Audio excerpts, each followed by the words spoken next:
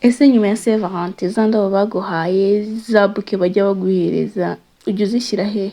So uyu munsi muze mbigishe uburyo ushobora kurecyclinga izi ndabo baguhereza hanyuma ugakoramo akabuji kameze neza gutya kandi gahumura kagufasha guhumuza inzu yawe. So niba uri mushyashya hano rero banza ufate umunota umwe ubanze mukore subscribe. Mukore subscribe kugira ngo tujye tubasha kubana.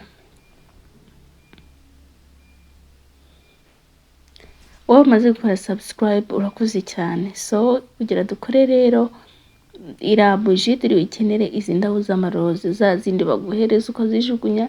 Ye for me ntabwo njya njugunya indabo, ni byinshi nzagenda mbereka. So this is part 1 how you can recycling your flower. So turafata za ndabo turi bukenere ipaki ya buji izi ngizi zisanzwe nayiguze 1000 mu mujyi. And then turi bukoresha n'izi essential oil. Izi essential oil ziraboneka ahantu henshi muri Tedomir zirahari, zinaziguriye muri Easy Buy ya muri Chic niyo naziguriye. Naziguze 2500 ziriya zombi naziguze 5000. And then ku panu yawe uri bushyiraho za buji hanyuma ubanze zishongere. So ku bantu rero bashyashya hano, this is me. I will be helping you to do DIY project like making candles, how to recycling your flowers and something like that. Iyi niyo projet ya mbere dukoze hano ya DIY. So please mushyigikire, mukore subscribe kandi muna sharing video, mutere comment, even munambira ikindi kintu mwifuza ko nazabereka uburyo bazikora. Izi ndabo iki nicyo cya mbere ngiye kubereka ushobora kugikoresha. Hari n'ubundi buryo nzabereka ziranda ushobora kuzikoresha ibintu byinshi bitandukanye. For me ndazanika and then nkazibika nkagenda nzikoresha ibintu byinshi bigiye bitandukanye. So rero ku ipanu yawe uri bushongese za buji zibanze ziyonge zihinduke zose amazi nk'uko nguko ndi kubikora.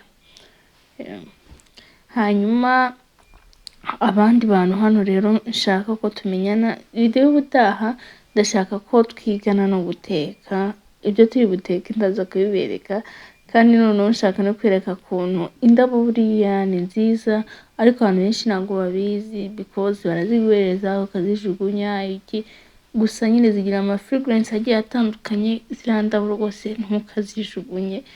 Nzagenda mbereka n'uburyo ushobora ku extractinga iriya essential oil ukaba wayikorera ubwawe mu rugo.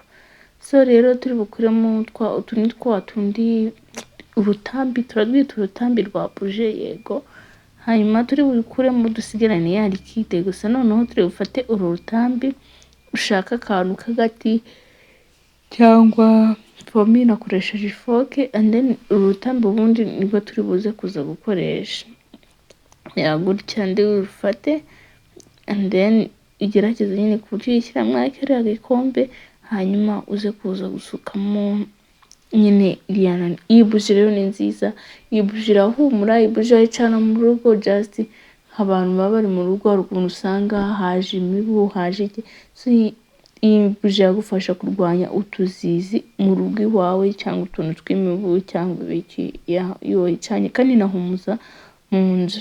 So turahita dufata ya maroze rero, izi ni za ndabo turazishyiramo gutya and then niturangize tuhite dushyiraho na rwa rutambi. Noneho tugiye kwita turi bushyiremo na ya buji twashongesheje. Impamvu nyine nakoresheje aka karahure ni keza kandi gatanga n'urumuri rwinshi like nka nimugoroba hari ukuntu gushaka kubura ahantu hatuje hari calm, hari ukuntu nyine ucana akabuji. So twashyizemo na cloves buriya zirukana nyine ibyo bintu by'ubuzizi ibiki So nari gusukamo hano mbona nyine nakanduza ahantu hose and then nkenera agakombe gatoya kugira ngo mbashe kuza gusukamo nyine neza and then ngita nyifata isuka mu kiriya gikombe. Rwose nuzatandukana n'ibintu by'ubuzizi. Ubuzizi ni buriya busimba bumeze nk'imibu buza nk'ahantu hari imbuto cyangwa iki, nibwo bita ubuzizi. No gutangira gukoresha buji wawe kandi mu kwibona ko biroroshye kuyikora, ni buji ihendutse, ni buji umuntu wese yakora mu rugo. Nta bintu birenze rwose bigombera kugira ngo ukore iyi buji. hanyuma turangije tuhita twongera dushyiramo n'utundi turabo hejuru. Ngiye guhita nshyiramo ni essential oil nari mfite ebyiri, nari mfite vanilla ni ya jasmine, and then navuze ati reka nkoreshe ya jasmine, and then niyo ngiye gushyiramo. Essential oil ziraboneka, zigiye ziri mu ma fragrance agiye atandukanye nyine aya ari amavuta y'umwimerere. Ubundi yavuze ngo essential oil ni kuriya ushobora gufata nyine niba ari vanilla, ifata igiti nyine cya vanilla bakakiboilinga bakabakuyemo turiya tuvuta. Niyo mpamvu tuba duhenze kuko nyine kugira ubone nyine akangaka umve nawe nyine process bizagusaba simple distillation. I think niyo bakoresha kugira ngo bashe gukuramo ariya mavuta. Nabyo ni mu nkundira mugakora subscribe, nabyo tuzabigeraho, nabyo mbereke uburyo ushobora kubikora mu rugo uhinze indabo ugize ute, uburyo ushobora kuzajya ukora ama essential oil. Hano rero murabona ko yari yatangiye kumuka, ngiye gushyiraho utundi turabo tw'amaroze hejuru kugira ngo buji yacu ize kuza kuvamo isa neza, kandi nyine ninagibaninga izi ndabo nyine uriya muhumuro wazo uzamuka. Nahise nongeramo n'utundi duclose, hanyuma ngiye kubitereka kugira ngo bize kuza gufatana nyine neza. So nari mfite n'aka gakombe ku ruhande nako nahise nsukamo kuko ndagasanga nyine ko nyashyiramo buji. Aka kabuji nari nigeze kukagura ahantu but karashize, nyine njya nongera nkarifiringa nyine gutya, and then nahise nkata rwa rutambi rwarengagaho, and then hita urabona buji yacu yari irangiye nuko yari imeze, yahumuraga neza kandi yasaga neza same as this one. Nayo ngiye kwita nyikata and then gende kuzitegura kozananye.